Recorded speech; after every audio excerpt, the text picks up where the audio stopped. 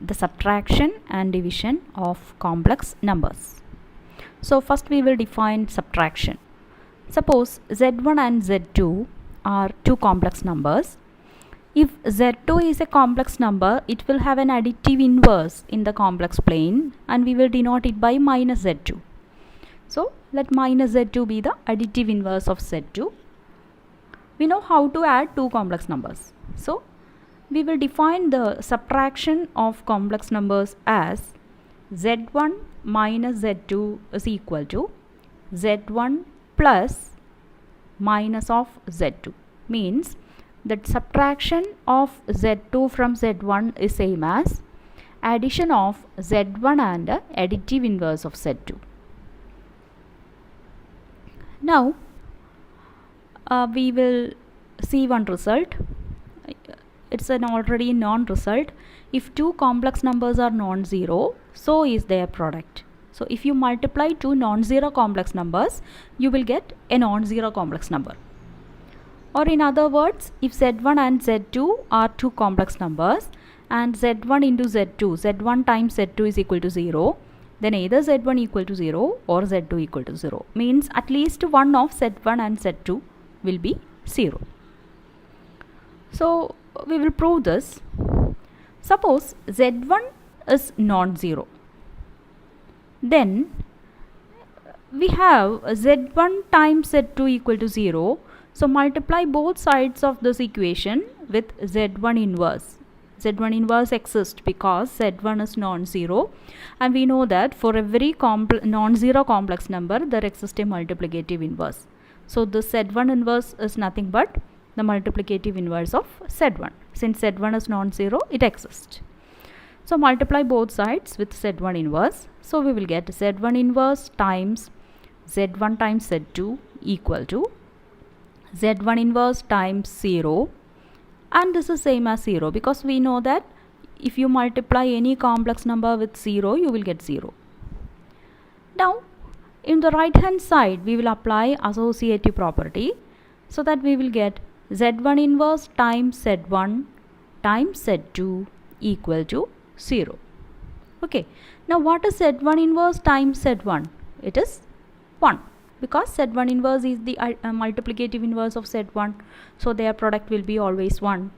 So this implies 1 times z2 equal to 0, and which means z2 equal to 0, because 1 is our multiplicative identity. So if the product of two complex numbers are 0, if one of them is non-zero, the other one will be 0. So it is clear that at least one of them should be 0. In the same way, you can prove that if z2 not equal to 0, z1 equal to 0. Then you have to multiply with z2 inverse from right hand side.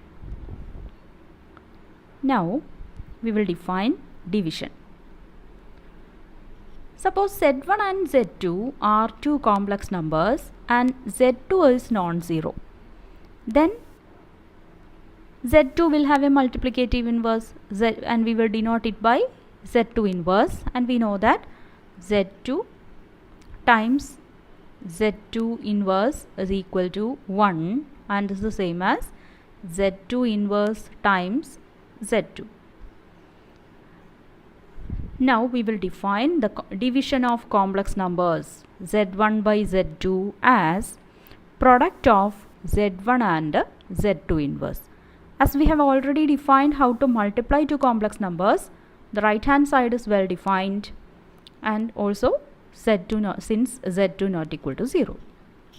So we will define the division of two complex numbers like this, provided the denominator is non-zero.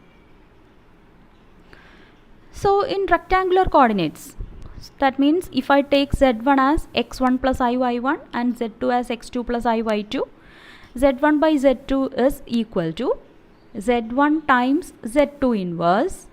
So x1 plus iy1 times z2 inverse is this. We have seen this yesterday in the last class. So x2 by x2 square plus y2 square plus I times minus y2 divided by x2 square plus y2 square. So we know how to multiply two complex numbers, so that we will get z1 divided by z2 is equal to x1 x2 plus y1 y2 divided by x2 square plus y2 square. This is the real part of z1 by z2 plus I times y1 x2 minus x1 y2 divided by x2 square plus y2 square. So this is the imaginary part of z1 by z2. No need to by heart this formula, because we can to find the division of two complex numbers, we have another easy method. We will see it here. Suppose we want to find what is 4 plus I by 2 minus 3i. Then what you have to do is multiply the numerator and denominator with the conjugate of this complex number. That means 2 plus 3i. So this is same as 4 plus I times 2 plus 3i divided by 2 minus 3i times 2 plus 3i. So we know the formula. x1 x2 means 4 times 2 8 minus y1 y2 1 times 3, so 3 plus I times x1 y2, so 12 plus x2 y1 is 2. The whole divided by the same thing as we will do the same here. So x1 x2 4 plus not x1 x2 minus y1 y2, so minus 3 into 3, minus 3 times 3, so minus of minus will be plus 9 plus I times x1 y2 is 6 plus x2 y1 is minus 3 times 2 minus 6. So this is same as 8 minus 3 is 5 plus I times 14, the whole divided by 13 plus I 0, which is same as 13. So whenever you write a complex number, write it in the form x plus I times y, where both x and y are real numbers. So I will write this as 5 by 13 plus I times 14 by 13. So whenever we want to find the ratio of two complex numbers, it is enough to multiply the numerator and denominator with the conjugate of the denominator, and you can proceed like this. Whenever you multiply the numerator and denominator with the conjugate of denominator, the denominator will be a real number. Now we can easily verify using definitions that the multiplicative inverse of product of two complex numbers z1 z2 the whole inverse will be same as the product of multiplicative inverse of z1 and z2, means z1 inverse times z2 inverse. If we write z inverse as 1 by z inverse is nothing but 1 by z, we can write the same result as the reciprocal of z1 times z2 is equal to the product of reciprocals of 1 by z1 and 1 by z2.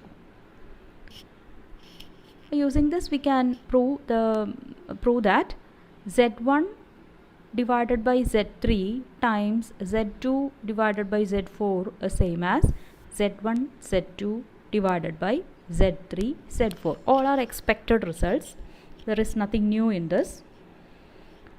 And we have seen binomial formula in the for real numbers. A plus b the whole power n is equal to etc., where a and b are real numbers. The same formula remains valid with complex numbers. That means if z1 and z2 are two complex numbers, then z1 plus z2 the whole power n will be z1 power n plus n times z1 power n minus 1 times Z2 plus n times n minus 1 divided by 2 Z1 power n minus 2 Z2 square plus etc. Z2 power n. So we can write this using summation symbol as summation k ranges from 0 to n nck Z1 raised to n minus k Z2 power k. Here by nck we mean n factorial divided by k factorial product with n minus k factorial, and here we are taking k equal to 0, so we are defining that 0 factorial is equal to 1. Okay, so there is nothing new in this session. Everything is an expected result. Every result we have seen are expected ones. So you do these problems as homework.